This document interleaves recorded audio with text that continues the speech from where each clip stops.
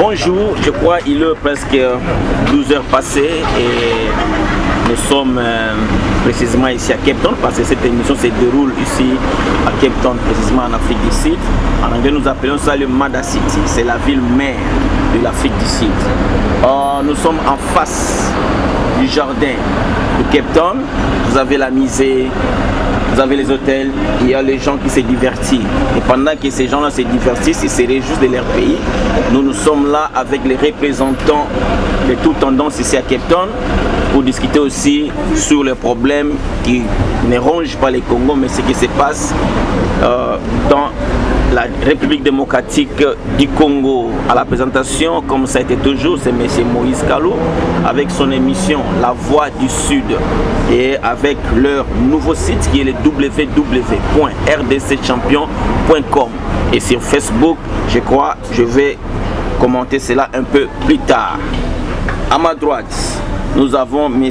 Mike Alomba, force du Congrès populaire, représenté ici à Cape Town.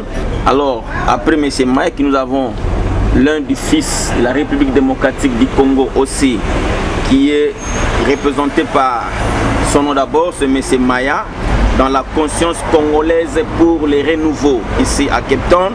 Et enfin, nous avons M. Freddy Yoka,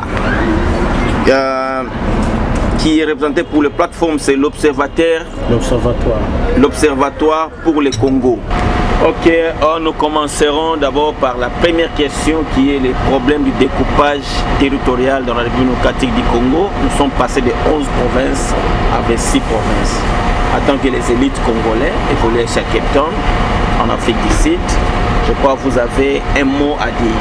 C'était à l'avantage de la population congolaise, le découpage, ou bien selon vous, ça serait sur des avantages, ou bien ça peut causer des effets à la longue, ou bien c'est pour la première fois que le Congo accède à ces problèmes de découpage. Et je commencerai par M. Mike.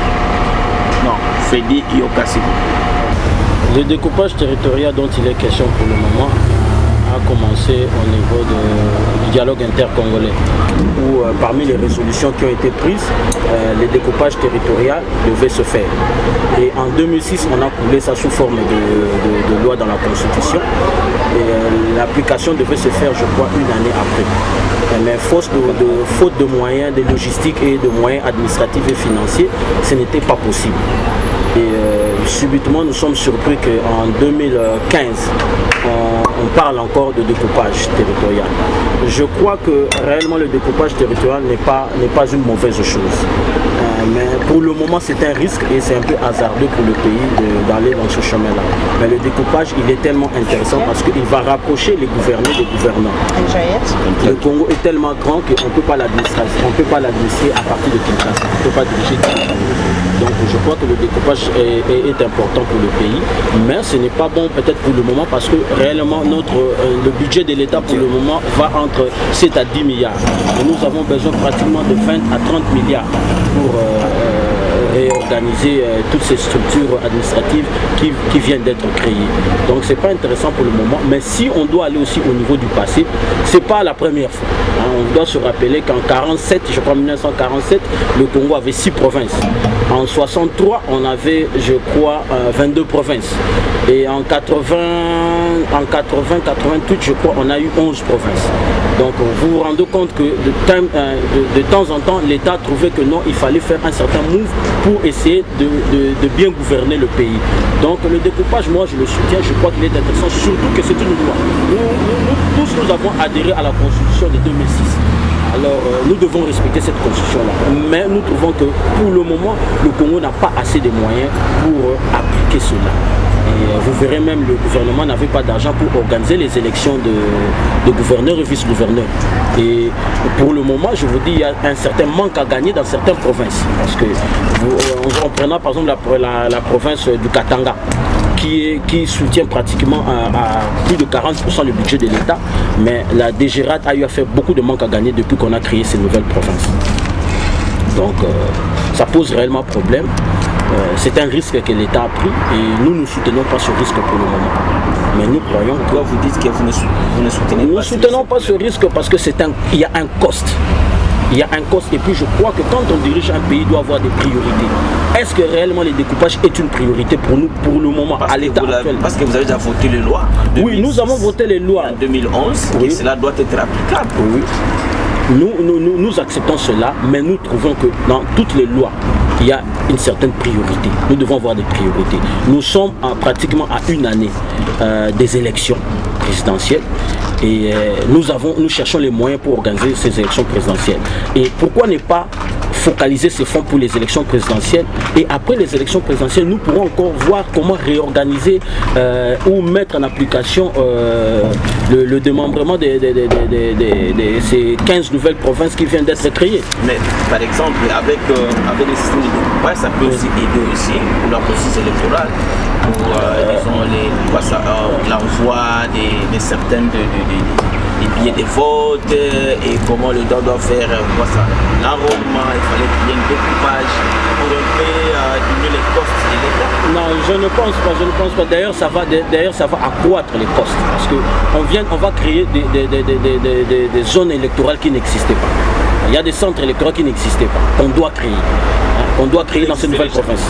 Ouais. Et si l'État n'a pas d'argent pour, ils disent qu'ils n'ont pas d'argent pour enrôler les nouveaux mineurs, donc les majeurs qui viennent d'avoir 18 ans, ils n'ont pas d'argent pour créer un nouveau fichier électoral. Vous croyez qu'ils auront de l'argent pour ces nouveaux circonscriptions électorales qu'on vient de créer? Moi, je ne pense pas. C'est un risque, c'est hasardeux, ça ne s'explique pas. Pourquoi nous devons avoir le démembrement à une année des élections présidentielles? Pourquoi ne pas le faire après? Le Congo doit avoir un budget de 20 à 30 milliards pour avoir cela.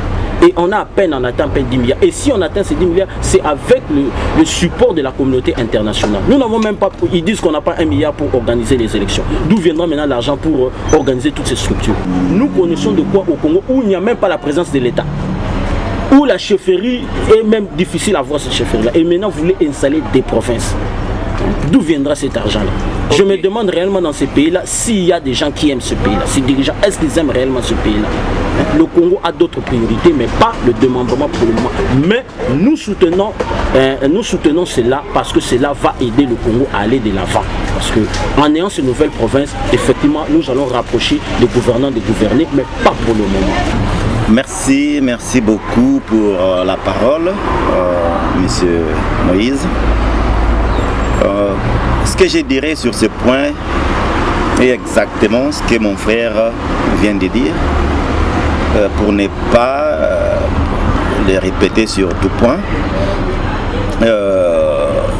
En résumé, je dirais que c'est pas une priorité que nous avons à présent, le découpage de ces provinces. Nous avons beaucoup à faire. Ce gouvernement n'est pas à mesure d'organiser de simples élections des gouverneurs. Et je me pose la question, pourquoi nous créer beaucoup de complications? Pourquoi relancer un projet dont le gouvernement actuel n'a pas budgétisé? Il n'y a pas un budget pour ça. J'ai suivi le ministre. Si vous dites que le gouvernement n'a pas budgétisé, mais ils ont déjà voté ça. Oui. Il y a une loi qui existe, c'est-à-dire que nous devons passer au démembrement des provinces. Voilà. Moi, je pense que c'est une question quelque part de mauvaise foi. J'ai suivi le porte-parole du gouvernement, M. Mende, nous dire que le gouvernement n'avait pas de budget pour les élections des gouverneurs. Ça ne vient pas de moi, ça vient d'une bouche officielle de ce même gouvernement qui vient de lancer ces projets. Voilà. Qui vient de lancer ces mêmes projets-là. Alors ce gouvernement n'a déjà pas de l'argent pour les élections des gouverneurs. Et le reste, c'est même plus compliqué, c'est des milliards que ça demande. Je ne pense pas que nous sommes prêts. Je pense que ce gouvernement nous lance dans une certaine distraction pour quelque part créer ce que nous appelons actuellement glissement. C'est toute l'intention de ces projets actuellement. Est-ce que les démembrements des provinces au Congo peut amener un glissement? Définitivement oui. C'est un projet qui quelque part suscitera des élections. Et par ces élections, le gouvernement initialement voulu qu'il y ait d'abord ces élections de gouverneurs, des élections de, comment dirais-je, provinciales, avant qu'il y ait des élections présidentielles. Donc il dit, comme il n'y a pas de l'argent, nous allons passer beaucoup de temps débattant sur ce point, finance, sur quelque chose qui n'est pas prioritaire. C'est pourquoi j'ai dit, je ne voudrais pas aller gauche-droite, je supporte tout à fait ce que mon frère a dit. Nous sommes plus ou moins d'accord pour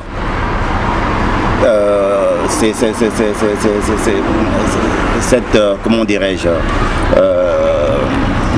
pour les découpages, mais pas un découpage qui va nous amener encore dans des difficultés, dans un glissement dont nous n'avons pas du tout besoin.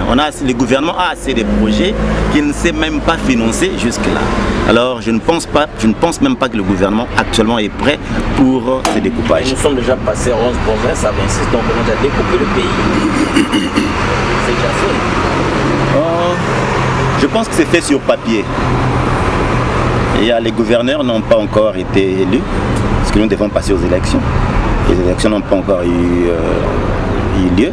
Donc il dit c'est sur papier, et pratiquement parlant, c'est pas encore appliqué. Est-ce que selon vous sentez que le gouvernement aura à obtempérer à ce que les opposants ou l'opposition ne sont pas d'accord avec le système de démembrement ou de découpage territorial? Est-ce que vous sentez que le gouvernement va céder à obtempérer aussi à ce que l'opposition demande pour qu'il n'y ait pas le système de découpage au cours? Est-ce qu'il va accéder? Je pense que l'opposition n'est pas nécessairement contre. L'opposition parle de priorité, du temps. Nous nous approchons des élections présidentielles. Des élections présidentielles auxquelles jusqu'à la CENI n'a pas été donné les moyens nécessaires pour organiser. Il y a nécessité. Ce que nous avons dans la vie, il faut comprendre qu'il y a, surtout dans une gérance d'un pays ou une entreprise, nous avons toujours des priorités et des choses importantes. Pour le moment, ce n'est pas une priorité, mais c'est important. Ça viendra au moment nécessaire. Pour le moment ici, présent, nous voulons qu'il y ait ce que nous appelons passation de pouvoir, comme beaucoup le veulent, beaucoup le souhaitent. On n'a jamais eu d'ex-président et nous sentons qu'il n'y a pas cette volonté du côté de la majorité de céder aussi facilement. C'est pourquoi nous disons, ne vous compliquez pas actuellement avec beaucoup de projets. Permettez-nous qu'il y ait cette civilisation, qu'on fasse montre au monde que nous sommes humains au même pied d'égalité que les autres en Afrique qu'en Europe. La force du Congrès populaire, quel est votre point de vue? Vous partagez le même avis avec nos deux confrères qui sont sur le plateau ou comment? Non, d'abord, merci pour nous avoir reçus dans ce plateau. Et la joie est la mienne. Je suis contre. Merci beaucoup. Je suis contre leur point de vue. Ça, c'est mon opinion personnelle. Oui, nous sommes dans la démocratie comme vous les souhaitez. Et là, on a mentionné 3 étapes de découpage que le Congo, on en a subi jusqu'à la preuve du contraire. Je suis convaincu qu'au temps de Mobutu, la cohésion nationale, c'était quelque chose que personne ne peut discuter aujourd'hui ou ne peut refuser. Musée Laurent est mort en janvier 2001. Kanambe prend le relève à 2001 même, et voilà, ils ont adopté le projet de découpage à partir de 2002. C'était un projet bien calculé. Il est venu dans notre pays avec un objectif, peut-être pas à court terme, mais ils savaient déjà ce qui était dans leur tête. Ils ont adopté de découper le pays depuis 2002 à 2006. Ils gagnent les élections telles qu'ils les ont gagnées. C'est là que maintenant, ils vont signer ça en loi. Pourquoi attendre de 2002? Aujourd'hui, c'est 2015. 13 ans plus tard, pour mettre en application quelque chose que eux pensaient pourrait bénéficier le Congo. Dans tout ça, selon notre analyse, c'est le projet de Kanambe pour la balkanisation du Congo. Et Dieu merci parce qu'en ces jours, les Congolais sont éveillés et que nous comprenons les choses. Et c'est cette maturité patriotique que je loue à tous les Congolais. Et aucune manœuvre du gouvernement de Kabila, Alliance Joseph Kanambe, ne va réussir dans le processus de découper notre pays. Tout ça, ce sont des démarches qu'ils sont en train de faire pour qu'il reste au pouvoir. Mais ça ne va plus tenir. Même la Bible nous dit tout ce qui est révélé est condamné. Je peux avoir une sous-question, parce que vous parlez, vous êtes pour, vous êtes contre, mais le problème c'est que le moment n'est pas vraiment avantageux pour adopter les problèmes du découpage dans les démocratie du Congo. Est-ce que ça peut avoir des effets? Non, c'est ce que je ne veux pas. Pour la population congolaise. Non, je ne veux pas partager la vie du moment. Je n'adopte pas totalement l'approche de découpage parce que ça ne nous bénéficie pas, ça va bénéficier à Kanambe ainsi que ses parrains. C'est un projet à long terme qu'ils ont établi. Ils savaient pourquoi ils ont commencé ce processus en 2002 et ils savaient pourquoi ça devrait maintenant être appliqué en 2016. Et tout ça, c'est pour qu'ils accomplissent l'agenda caché qu'ils ont de notre pays. C'est totalement au désavantage. Même les opposants aussi étaient d'accord pour le système de découpage. Une fois de plus, la classe politique congolaise, pour moi, ce sont des prostituées politiques. Il n'y a pas de politiciens au Congo que l'on peut faire confiance. Même lorsqu'on parle de découpage, l'UDPS a participé à ces découpages, à ces lois qu'ils ont signées à Sun City, à Djobour ici. Et c'est-à-dire que tous nos politiciens ne travaillent pas pour le peuple, ils travaillent pour leurs propres intérêts. Merci pour la parole. Je voudrais d'abord apporter une petite précision sur le problème de glissement qui est en relation avec le découpage. Vous savez, en venant avec le découpage en 2015, le découpage allait entraîner l'élection des gouverneurs et vice-gouverneurs. Alors ce n'était pas prévu dans le calendrier électoral. En venant avec cette idée-là, d'office le calendrier électoral doit être encore harmonisé, doit être touché, qui pourra retarder les élections présidentielles. Parce qu'on devait aller aux élections provinciales pour le moment. Maintenant, on ne va pas organiser les élections provinciales, on va organiser les élections des gouverneurs et vice-gouverneurs. D'office, il y a un glissement maintenant, parce qu'on va retarder maintenant l'élection présidentielle qui devait s'organiser au mois de novembre 2016. Donc c'est où ce découpage-là n'était pas trop intéressant, parce que ça allait causer ce glissement-là dont le pouvoir en place avait besoin pour continuer après 2016. Donc il y a cette petite précision que nous tous devons comprendre. Pourquoi certains de nous n'avons pas voulu de ce découpage pour le moment. Mais nous croyons réellement que le découpage est important pour le développement du Congo. Nous devons tous voir l'aspect positif de ce découpage, pas trop voir l'esprit négatif de cela. Le Congo on n'est pas en train de vendre le Congo. Non. Le Congo reste aux Congolais. Cette terre-là reste aux Congolais. Le Tanganyika reste aux Congolais. La Tchouapa reste aux Congolais. Le Kwilu va rester aux Congolais. Mais nous voulons rapprocher les gouvernés des gouvernants. C'est ça l'esprit qu'il y a totalement dans les découpages territoriaux. Si vous avez vu de 40 à 88, il y a eu tout ce mouvement-là, c'était dans le même esprit. Pourquoi en 88, dont mon frère parlait de M. Mobutu, qui était pratiquement, dont nous condamnons même la façon de diriger le pays, mais avait compris en 88 qu'il devait diviser le Kivu, où nous avons eu le Nord Kivu, le Sud Kivu et le Maniema. Pourquoi M. Mobutu avait compris cela? Parce qu'il avait compris que le Kivu, tout en étant la province du Kivu, était tellement grande pour l'administrer. Alors il fallait au moins avoir le Nord Kivu, le Sud Kivu et le Maniema pour bien l'administrer et pour bien comprendre le problème réel qu'avait le Kivu. Le découpage est un projet de longue date, un projet qui a été pratiquement pris ici en Afrique du Sud. C'est un projet qu'on a eu à débattre de cela ici au dialogue intercongolais. Mais maintenant le problème, et puis on l'a couché en loi en 2006. Mais vous devez comprendre une chose, vous devez vous poser une question vous-même. Pourquoi en 2006 on n'a pas eu appliqué cette loi? On est venu l'appliquer en 2015. C'était... Non, moi je répondrai, je vais tenter de répondre à votre place. C'était que le pouvoir en place voyait ce qui l'intéressait.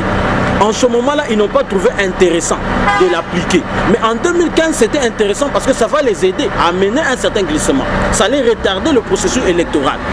C'est pour cela on a fait de ça en cascade, un démembrement que nous appelons en cascade. Nous croyons à ce découpage, nous voyons l'intérêt positif d'arriver au découpage territorial du Congo, parce que le Congo est tellement grand pour l'administrer à partir de Kinshasa. Nous devons tomber d'accord, moi et vous, que les cliniques que nous avons à Kinshasa, nous ne l'avons pas partout au Congo. Les moyens de transport que nous avons à Kinshasa, nous ne l'avons pas partout au Congo.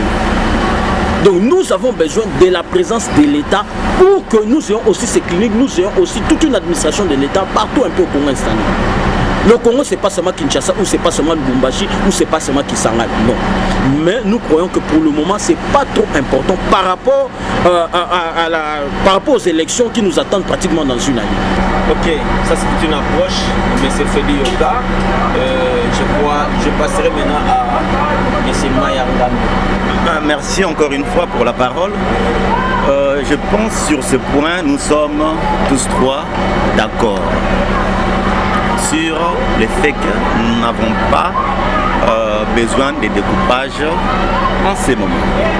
Dès que nous avons un gouvernement que nous jugerons responsable, qui travaillerait pour l'intérêt du peuple, c'est en ces moments-là que nous allons débattre encore l'idée de découpage. Mais pour le moment, ce n'est pas une priorité, nous n'avons pas besoin de ça et nous devons nous mettre debout pour barrer, je pense, à ces projets-là. Étant peuple, là je parle au peuple congolais. Nous devons prendre nos responsabilités en main, parce que ces découpages actuellement, comme nous, les deux intervenants, ont dit, ce n'est pas à l'intérêt du peuple. C'est soit pour faciliter un glissement, soit pour quelque part faciliter l'exploitation de notre terre par le Rwanda, comme ça se fait actuellement. Donc, nous le disons encore une fois, pour le moment, moi je le dis personnellement, non. Mais s'il faut le considérer avec le temps, avec un gouvernement responsable, un gouvernement qui viendra pour l'intérêt qui viendra travailler pour l'intérêt du peuple, là je suis d'accord. Parce que en fait, moi je suis d'avis de ceux-là qui veulent débattre, de ceux-là qui cherchent des solutions aux problèmes. Je suis d'avis de ceux qui peuvent se contredire sur des débats. Néanmoins qu'on ait une solution qui va bénéficier à la masse. Je voudrais intervenir par rapport à l'intervention de Frédéric. Moi, je ne vois pas le découpage même après Kabila. Selon mon approche, lorsque on dit que les découpages pourraient nous bénéficier pour approcher le gouverneur au gouvernant, je ne partage pas ce point de vue. Pourquoi? Je pense que nous avons affaire avec le système politique de gérance du pays. Si avec 11 provinces, au temps de Mobutu, tout pouvait aller, je ne vois pas pourquoi ne pas y parvenir dans des années qui viennent si nous avons une bonne administration. C'est question de la bonne gouvernance, une administration qui est au service du peuple. Si on adopte le fédéralisme au Congo, ce serait facile à ce que chaque province a son gouvernement qui fait rapport au gouvernement central. Mais ce n'est pas question de la grandeur du pays.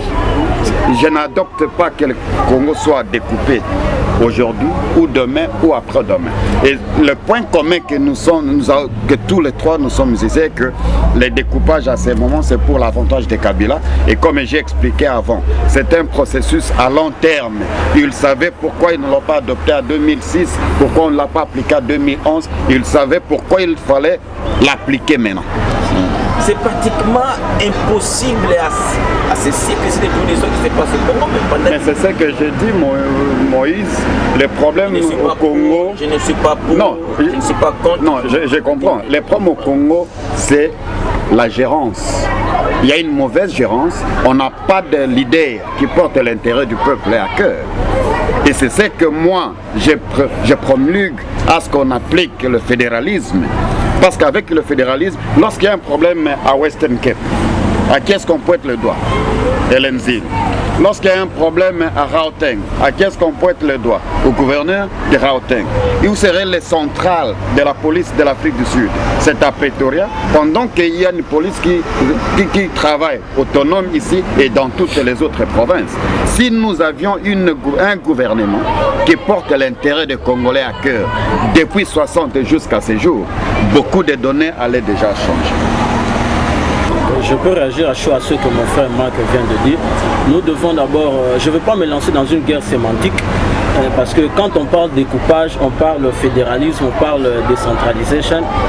En réalité, on dit presque la même chose. On dit presque la même chose. L'esprit dans lequel est animé le découpage, c'est de décentraliser. C'est ça l'esprit c'est ça l'esprit que le professeur Vundwa a eu quand on est arrivé aux 3 provinces du Kivu. C'était cet esprit-là, décentralisé. Et c'est pratiquement le même esprit qu'on a dans le découpage. Nous devons seulement comprendre une chose, parce que quand on parle de découpage, nous tous, nous avons adhéré, ou plus de 60% des Congolais ont adhéré à la Constitution de 2006. Les grands pays du monde vivent dans le fédéralisme. Nous prenons l'exemple de l'Afrique du Sud où nous sommes, nous prenons l'exemple du Nigeria, nous prenons l'exemple de l'État fédéral d'Allemagne, nous prenons les États-Unis, c'est la même logique. Et c'est pour cela le Congo s'est inspiré de cela. On est pratiquement un sous-continent. Le Katanga a la taille de la France. Vous voulez contrôler tout le Katanga à partir de Lubumbashi. Comment expliquez-vous cela? Comment expliquez-vous cela? Non. L'esprit du découpage est l'esprit dans lequel nous tous nous avons adhéré en 2006. Si pas tous, mais une grande partie de la population congolaise a adhéré à cela. Nous contestons cela parce que nous trouvons que ce n'est pas une priorité pour le moment. M. Kabila est en train d'utiliser des astuces pour rester au pouvoir. Et il a utilisé tantôt avec la loi électorale, maintenant il tombe sur le découpage. Demain, ça sera autre chose. Il est allé sur le dialogue, ça n'a pas marché sur le dialogue. Tout ça, se sont trouvés des astuces. Je vais vous donner un exemple. Le Katanga est parmi les provinces qui contribuent à pratiquement plus de 30 ou 40% du budget de l'État. Mais l'État congolais ne remet qu'au Katanga pratiquement 6% de ces 40% que le Katanga donne chaque mois. Et vous voulez avec 6% qu'on développe le Katanga? Non, soyons sérieux. Le Katanga, c'est le Johannesburg du Congo. Soyons sérieux avec nous-mêmes. Donc on a besoin de ce découpage, mais pas pour le moment. Ce n'est pas une priorité. Une minute. On parle de la notion de la Constitution. Je crois que je donne le temps à Maya et puis vous allez parler en dernier. Merci. Je pense que nous parlons de l'essentiel. Nous parlons du glissement. Nous parlons des manœuvres du gouvernement pour ne pas aller aux élections lorsque le mandat du président actuel sera fini. Alors, je pense que mes deux confrères ici se sont déjà mis d'accord sur, je pense, soit le découpage, soit le fédéralisme.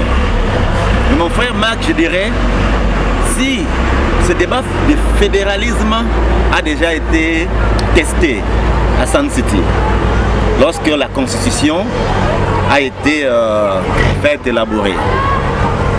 Donc s'il faut aujourd'hui parler fédéralisme qui dit nous devons retoucher à cette Constitution. Donc s'il faut qu'on change l'idée du découpage, nous devons quelque part retoucher. C'est pourquoi moi je ne voudrais même pas aborder ce sujet-là maintenant. C'est pourquoi j'ai dit qu'on aura besoin d'une commission pour en débattre, comme ils le disent maintenant, parce que nous voulons d'une solution meilleure pour ces pays. Si nous jugeons que autant de provinces ne seront pas aussi bénéfiques pour le peuple, ok, allons au fédéralisme.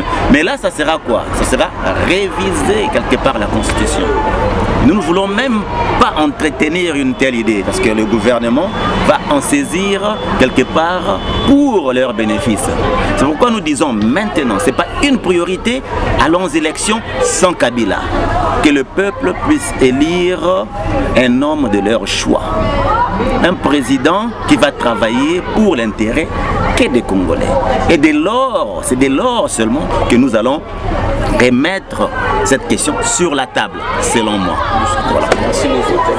je te donne encore 2 minutes et puis 2 on minutes. passe. Vous savez, lorsqu'on parle de la notion de la constitution, Kanambe n'avait aucun espace dans notre constitution, même pour se retrouver président du Congo.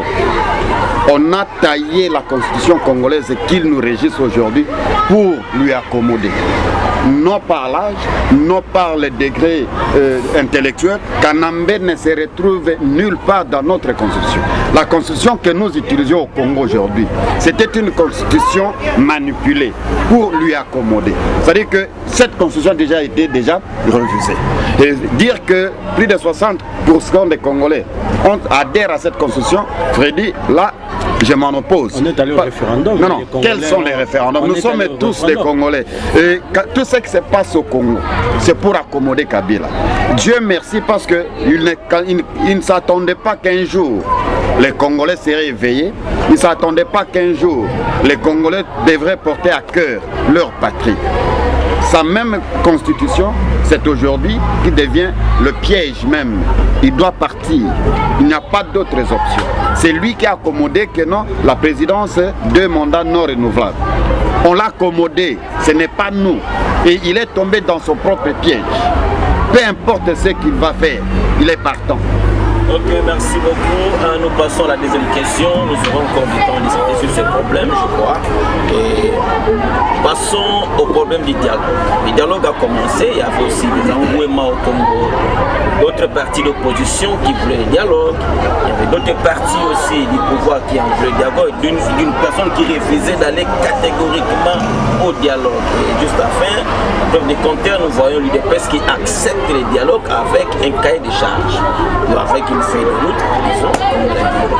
Et d'autres opposants ont assisté comme Mokia, vous avez comme Martin Fayoulou, et les autres ont assisté sur, ils ont insisté surtout en disant que non au dialogue.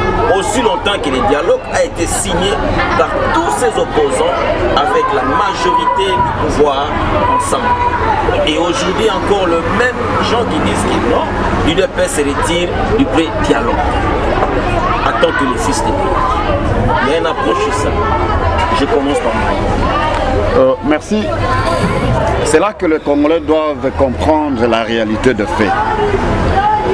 On est allé d'abord en 2006. Du fait que Jean-Pierre Mbemba a accepté d'aller avec Kanambe aux élections, on lui a déjà légitimé, on lui a déjà accepté en tant que Congolais. C'est pourquoi j'ai toujours dit que le débat de la nationalité devient un faux débat pour Kanambe. Parce que les Congolais lui ont déjà accepté. Tshisekedi qui en 2006 a refusé même, il a même donné une déclaration que tous les fidèles de l'UDPS ne votent pas. Mais en 2011, il se pointe candidat aux élections. Cette fois-là, il a nié Kanambe en 2006. En 2011, il signe sa signature. Kabila est congolais. Donc, un faux débat. Le peuple a voté Tshisekedi, nous connaissons ça. Kabila se retrouve au pouvoir par défi. Et c'est ce qu'en 2012, les résolutions d'Addis Abeba, les accords cadres qu'on parle, accords cadres, ça date de février 2012, article 2093, qu'on devrait aller au dialogue intercongolais supervisé par la communauté internationale. En ce temps-là, l'UDPS ne voulut même pas attendre la notion de dialogue. Kabila a fait ce qu'on a appelé les consultations nationales. Échec total. Qu'est-ce que Tshisekedi nous a dit? Amenez-moi Kabila, même ligoté. Et le peuple s'était donné corps et âme pour accomplir la volonté de son leader. Ils nous ont demandé de contribuer l'argent pour l'impérium. Impérium qui veut dire l'autorité. Pour qu'il fasse face à Kabila. C'est même Tshisekedi jusqu'à aujourd'hui, il nous a fait endormir Pongaba bébé. Où serait l'argent de l'impérium? C'est lui-même maintenant qui veut qu'on aille au dialogue avec la personne que lui croit avoir gagné aux élections. C'est qu'il se joue du peuple congolais. C'est que c'est lui qui est le véritable collabo. Pendant que le peuple lui fait confiance, il nous tourne le dos pour faire d'autres choses. Il est temps, il a beaucoup travaillé pour le bien-être des Congolais, qu'il termine sa carrière politique avec honneur. Il se retire du dialogue. Il nous a dit, prenez-vous en charge. C'est lui qui a dit ça. Il a dit, peuple congolais, prenez-vous en charge. Nous commençons à nous prendre en charge. Les événements de décembre, de janvier 19 au 21, comme Kabila toujours tente à changer les données pour rester au pouvoir. Il y a eu 425 morts congolais à Kinshasa, la fosse commune de Maluku. Ce sont des Congolais qui se sont pris en charge et qui sont morts pour la cause de leur pays. Vous avez vu les manifestations de Kinshasa où Gabi est mort sous les mains de Martin Fayoulou. Parce que ce peuple se prenne déjà en charge. Et il nous tourne les dos pour nous demander d'aller au dialogue avec la même personne qui lui a volé les élections. Ça, c'est jouer des Congolais. Ça, c'est jouer de nous. Merci parce que les Congolais ont compris.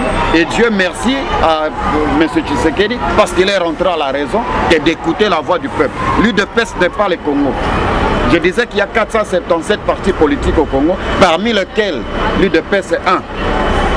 L'UDPS ne représente pas les Congo, l'UDPS a ses partisans.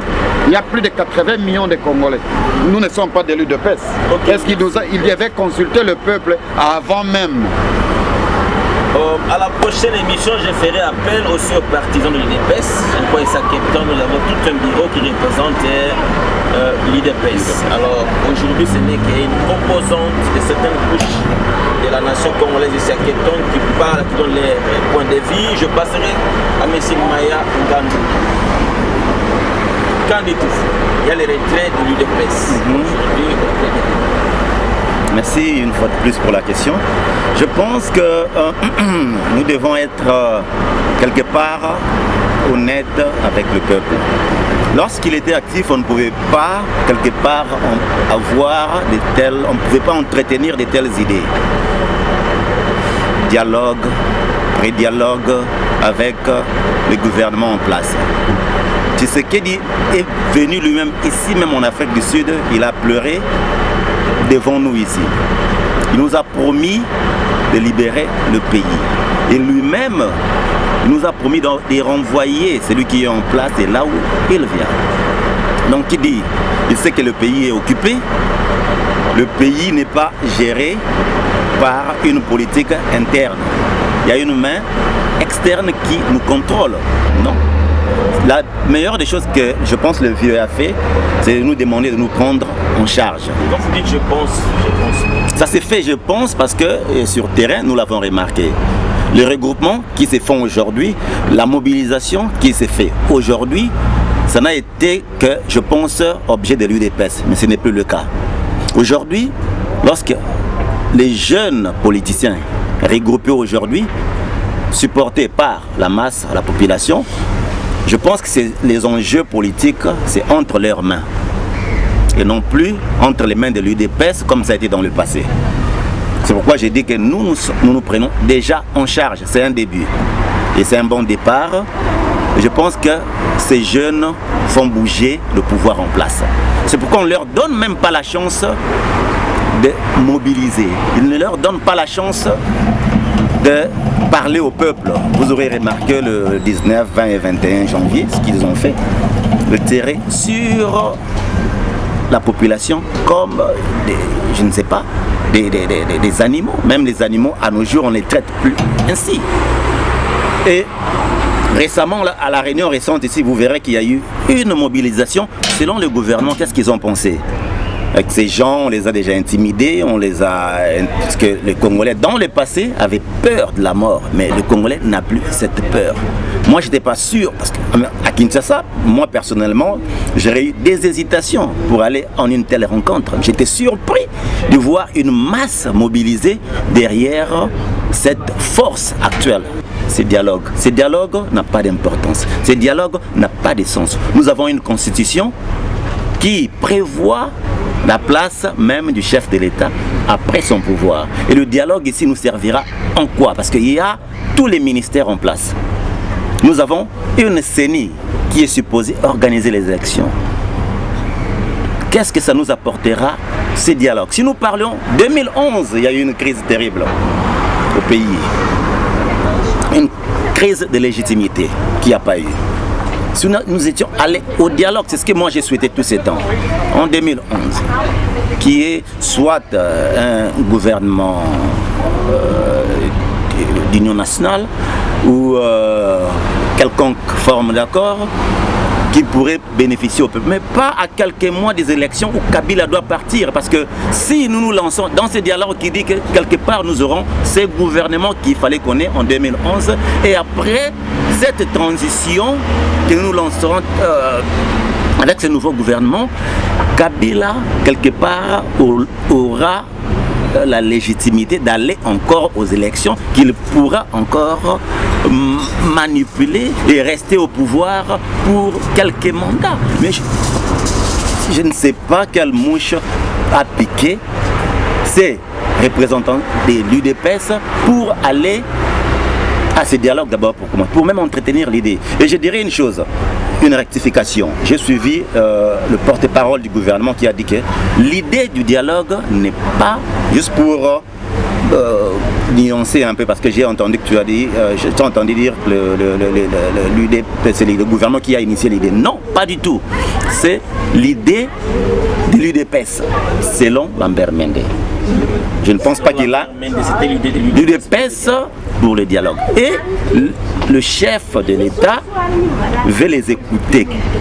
Le chef d'État veut entendre de quoi ils entendent par dialogue. Moi, je pense que c'est d'abord minimiser notre monument Tshisekedi. Parce que c'est lui, en fait, le gagnant des élections passées. On ne peut pas les réduire jusqu'à ce niveau-là. Et deuxièmement, Lambert Mende nous confirme encore le pré-dialogue a déjà été conclu. Donc l'UDPS est sur la route pour ces dialogues. C'est pourquoi moi je demande au peuple de s'opposer. Je demande à la jeunesse, à nos jeunes leaders qui sont au pays en train de mobiliser, et nous-mêmes la diaspora, de mobiliser les gens sur place, sur terrain, de s'opposer. Voilà. Merci beaucoup. Dernier mot, M. Félix Yoka. Merci pour la parole.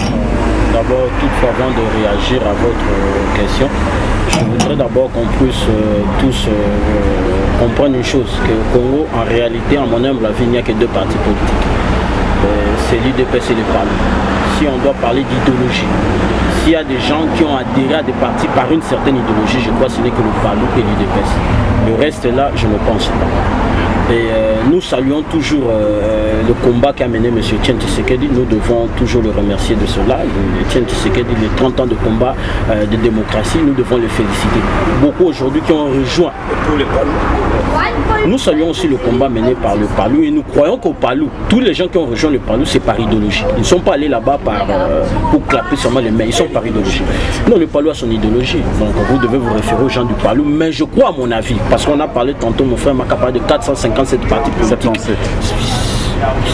Je crois que c'est pas intéressant, mais les deux partis que moi je connais réellement pour nous, où les membres sont là par une certaine idéologie. Je suis là parce qu'ils défendent telle idéologie, c'est le PALU et l'UDPS, à mon avis. Le reste là, je ne pense pas. Pourquoi on rejoint les mouvements de ces partis par rapport aux élections, par rapport à un t-shirt, par rapport à ceci, sans comprendre réellement ce que ces partis défendent, où ils cherchent réellement.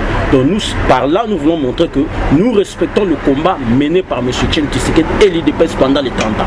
Parce que quand l'UDPS menait le combat de 30 ans, beaucoup étaient encore là à supporter la dictature de M. Mobutu ou une autre forme de dictature qui est arrivée avec Laurent Désiré Kabila.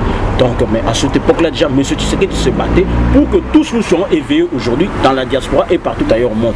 Donc nous respectons son combat, nous respectons sa lutte, mais comme je vous l'avais dit la dernière fois qu'on se retrouvait sur le plateau de la Voix du Sud, je vous avais dit oui, je vous avais dit que réellement ce n'était pas intéressant pour nous le dialogue pour le moment. À quelques mois de la fin du mandat du président Kabila, pourquoi on doit encore avoir un dialogue? Pourquoi? Je vous avais bien dit que une des composantes de la société civile, qui est la Senko, avait proposé déjà beaucoup de choses à M. Kabila. On lui a proposé, écoutez, on doit trouver un consensus pour le processus électoral. Si nous pouvons trouver un consensus, comment on peut élaborer un calendrier électoral ensemble, si on doit revoir le fichier électoral, comment financer les élections. On lui a déjà proposé cela. Alors on devait aller encore un dialogue, on devait encore perdre 5 millions de dollars. pour que M. Kabila applique cela, lui et son gouvernement. Non, on vous a bien dit que M. Kabila n'a jamais négocié avec bonne foi. Voilà que maintenant l'IDPS se retrouvait avec les membres du gouvernement en Italie et en Espagne. Ils n'ont pas pu trouver une solution. Ils se sont séparés en queue de poisson et voilà, il n'y a pas eu de solution. Donc on avait déjà compris ça, on avait vu déjà ça. M. Kabila ne négocie jamais avec bonne foi, il n'y a pas de volonté du côté de M. Kabila. Donc c'était pas intéressant qu'on ait un dialogue. Et nous croyons même dans un futur proche, le dialogue n'est pas important parce qu'on a déjà proposé. On a déjà proposé des solutions, des pistes et des solutions. La Cinco l'a fait, certains partis de l'opposition se l'ont fait. Pourquoi le gouvernement ne veut pas mettre ça en pratique? Vous croyez que pour que réellement qu'on revoie le fichier électoral, il faut aller au dialogue? Pour qu'on finance les élections au Congo, on doit aller au dialogue. Dernière fois, je vous avais dit qu'il faut faire souvent attention. Quand nous parlons de ces dialogues, nous ne parlons pas de l'esprit cost. Combien ça coûte? Ils se sont retrouvés là, ils se sont retrouvés en Espagne, en Italie. Qui paye? C'est le contribuable congolais. Cet argent-là pouvait servir à autre chose. Cet argent pouvait organiser des choses. On n'a pas de cliniques partout ailleurs au Congo. Nous devons avoir l'esprit maintenant de proposer. Nous ne devons pas seulement nous opposer, mais proposer. Moi, je crois que l'argent qu'on est les politiciens sont en train de perdre peuvent aider beaucoup au Congo. Ok, nous sommes dans l'ambiance de l'émission. Nous sommes sous les plateaux www.rdcchampion.com avec son émission La Voix du Peuple. Nous donnons l'occasion à tout le peuple congolais de passer sur ce plateau. Tu as un avis, écrivez, vous avez les emails à Facebook. En tout cas, nous sommes là prêts pour vous recevoir. Attends que les jeunes... Ok, vous avez une dernière. Ouais. Moi, je voudrais rectifier quelque chose sur... Bon, je voudrais en fait donner un avis. Je pense que nous, aujourd'hui, avec la maturité qu'a atteint le peuple congolais, nous devons éviter à tout prix ce que nous appelons fanatisme. Nous devons suivre un leader selon ses idées, selon le projet qu'il a, selon, je pense, une vision. Mais dès qu'il y a déviation, qu'on n'en fasse pas un culte, qu'on ne fasse pas les cultes des personnalités. Qu'on parle, comme j'ai dit personnellement, on va respecter les combats, comme le vieux Etienne Tshisekedi, et chacun a son avis. Ça, c'est un choix personnel que j'ai fait. Je ne vais pas me mettre quelque part en train de le critiquer. S'il se comporte ou s'il commet une erreur, je vais pointer directement à l'erreur. Comme maintenant je parle d'erreur en termes de dialogue avec Kabila.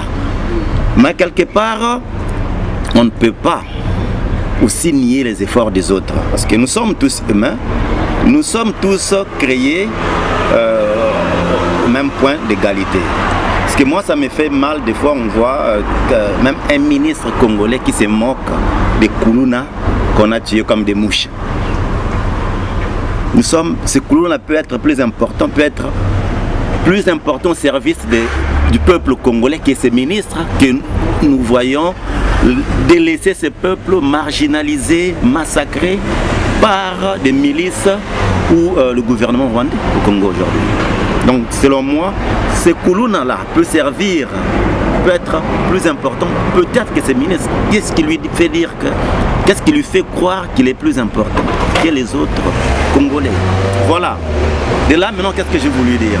C'est-à-dire qu'on ne minimise pas les autres partis politiques, comme ça s'est fait ailleurs.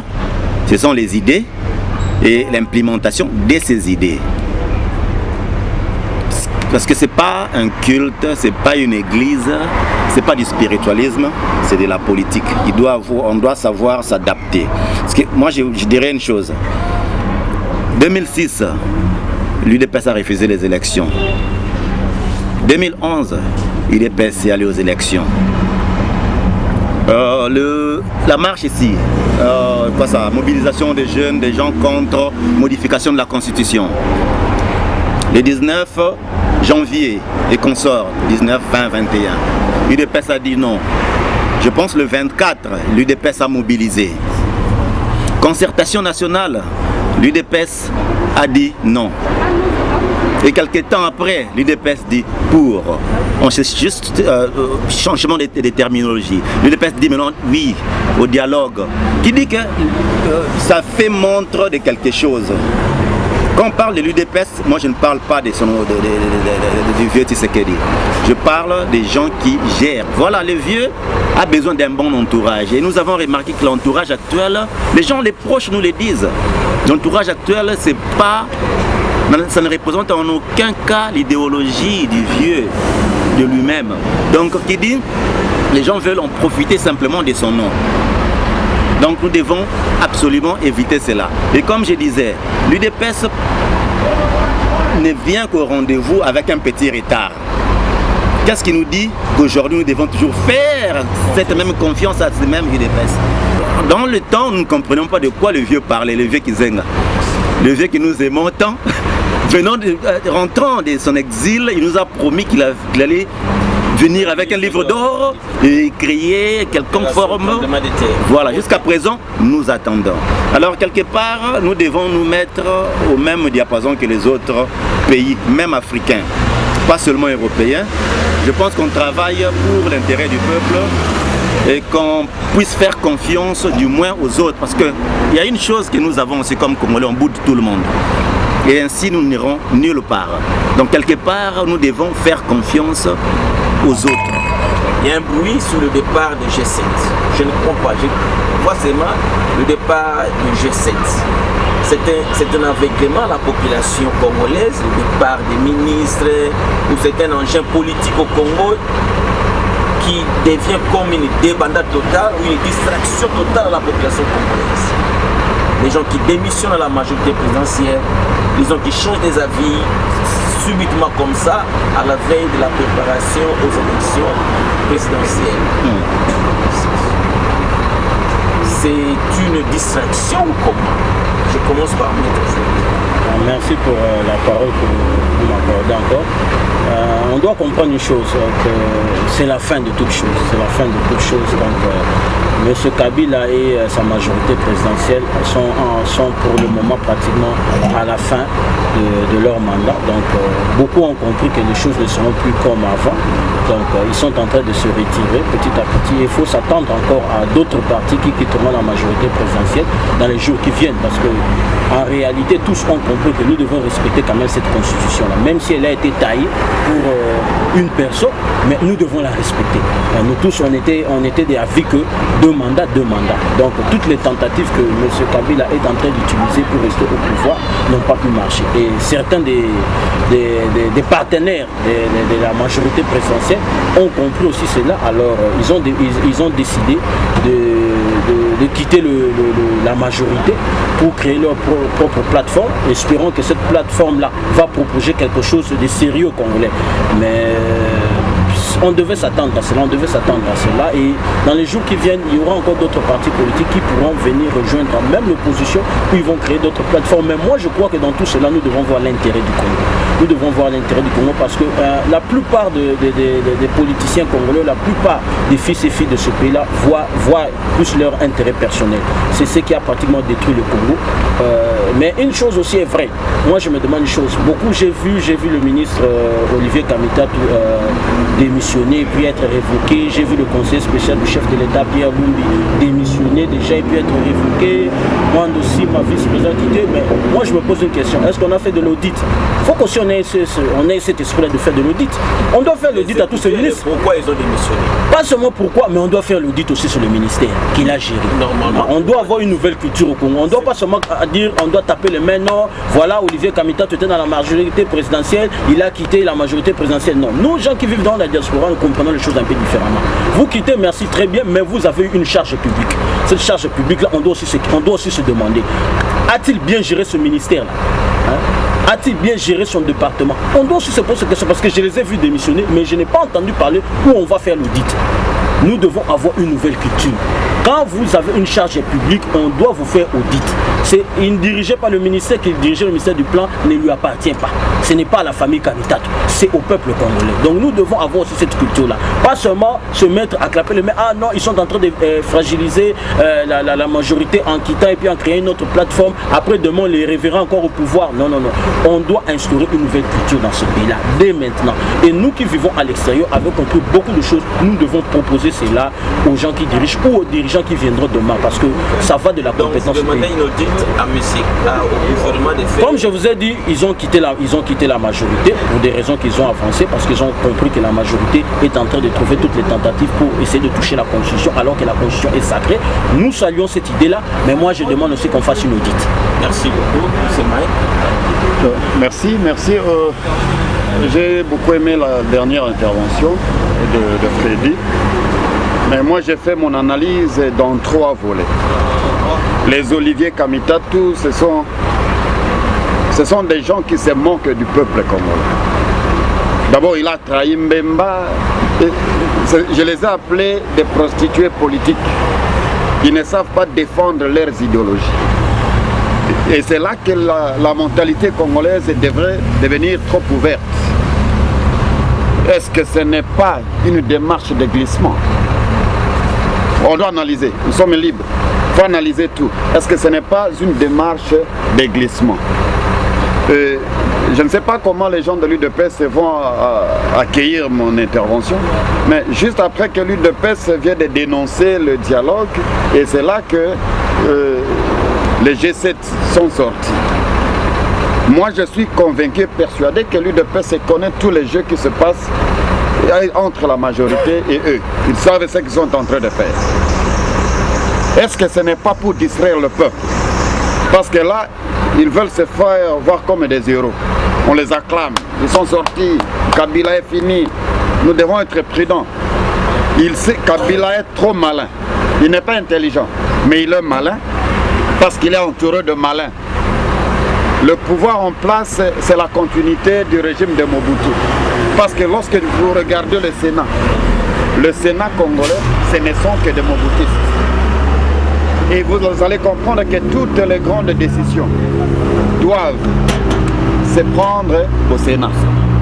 C'est-à-dire que c'est le régime du Mobutu qui continue avec Kanambe comme puppet. Nous devons être prudents dans toutes les approches qui se passent maintenant. Le G7, si c'est un acte patriotique, mais il y a des enjeux politiques que je crois sont derrière leur départ.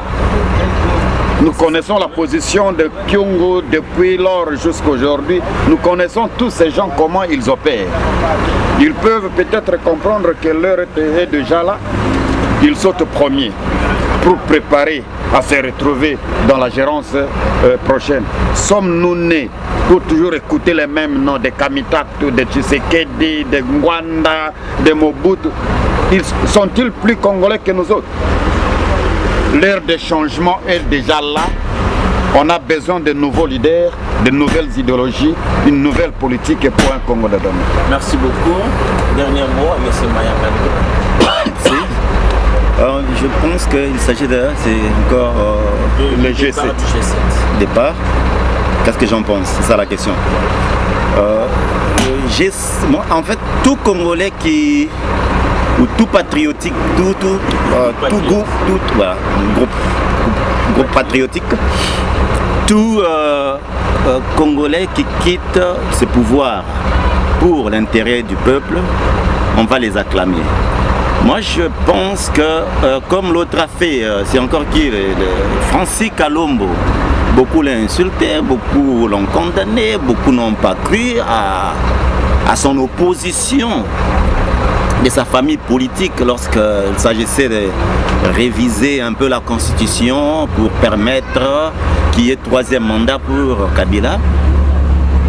Beaucoup n'ont pas cru à une telle personne. Moi je pense que bien qu'il soit là, mais il a vu que non, ça c'est un danger. Il a dénoncé.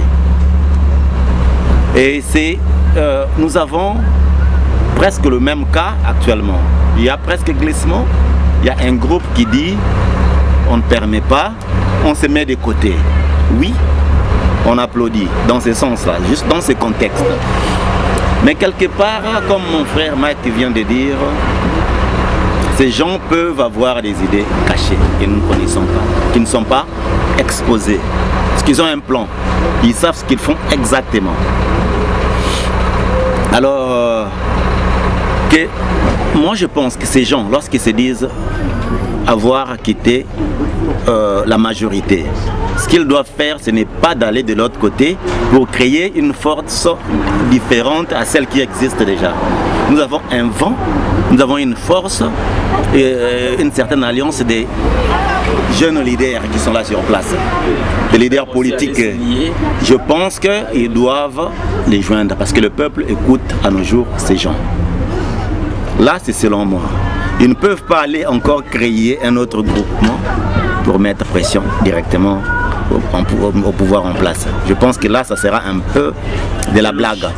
Là, ça sera un peu louche. Vous avez l'UDPS avec l'Union sacrée de l'opposition qui a fait ça avec Ngous Carneborn, avec Liao, Tshisekedi, qui passe à Mali. Et après, on a vu sur le terrain de Kassatou là-bas ça c'est M. Ngous qui a même déchiré de l'argent. Et après, on le voit encore comme Premier ministre. C'est ce que je venais de te dire. Là, tu rentres au temps de Mobutu et ce sont les mêmes Mobutistes qui gèrent notre Sénat. Ce sont les mêmes scénarios. Voilà.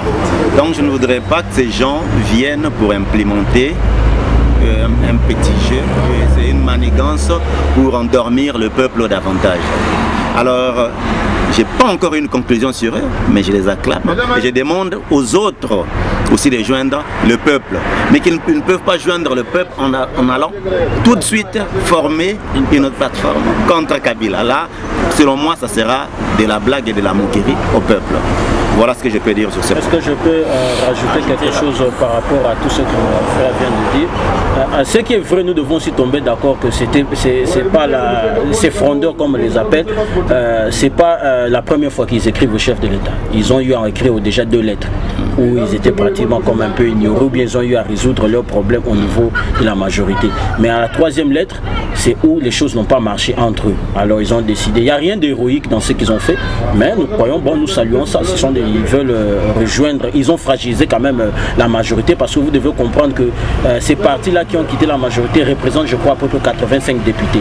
Et la majorité a presque 300 quelques députés, donc 85 qui vont claquer la porte. Bon, on peut quand même dire, bon, c'est un geste quand même patriotique, mais nous croyons à l'émergence d'un nouveau leadership au Congo. Parce qu'on a toujours dit, le problème du Congo, c'est le leadership qui est en place. Nous avons besoin d'un nouveau leadership, un leadership sérieux, un leadership compétent. Et ce leadership sérieux, ce n'est pas seulement avec les anciens, non. Il y a une nouvelle, il y a l'émergence, il y a le nouveau Congo, il y a l'émergence. On peut pas. Moi, je crois que c'est bien beau que nous ayons quelqu'un comme Kengo qui est là, mais il peut toujours donner conseil. Il peut toujours donner conseil aux nouveaux jeunes qui viennent aussi, qui veulent accéder à la chose publique. On ne doit pas avoir les mêmes noms ministres, les mêmes noms députés. Non. Ils ne sont pas nés pour être ministres ou députés. Il y a aussi beaucoup de gens. Moi-même, personnellement, j'aspire à aussi devenir un député au Congo. Pourquoi pas?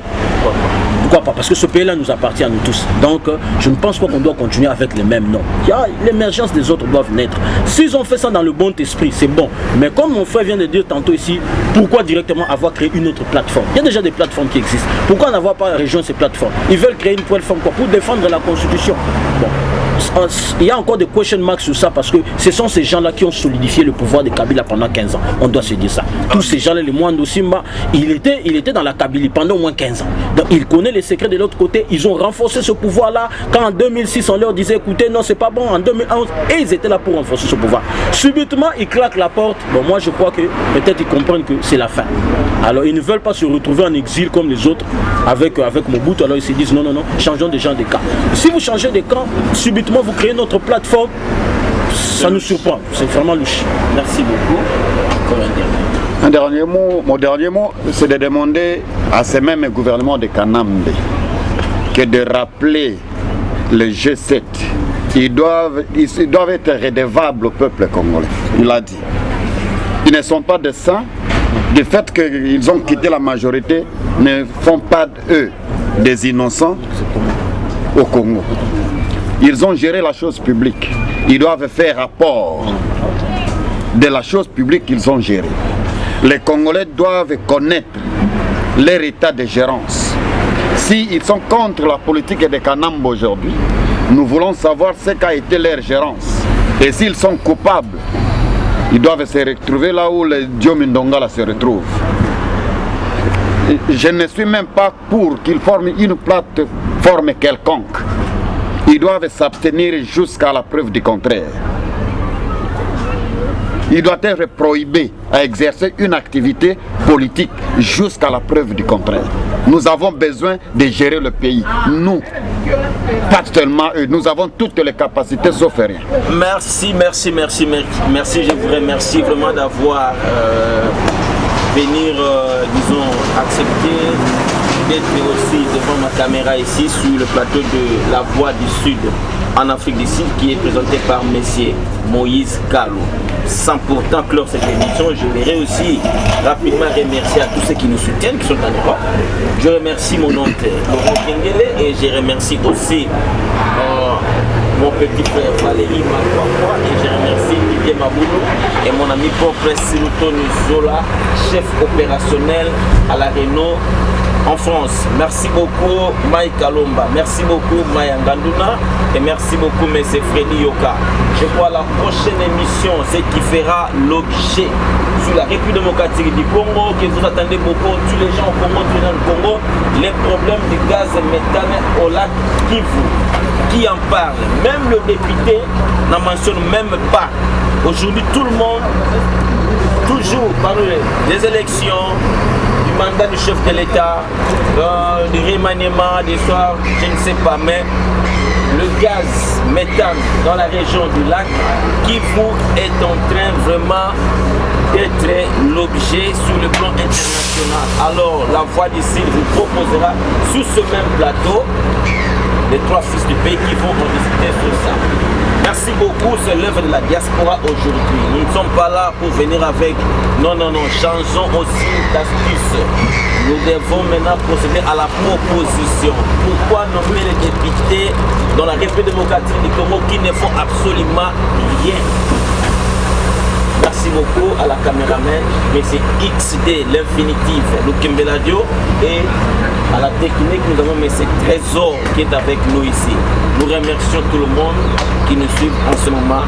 Merci et à bientôt.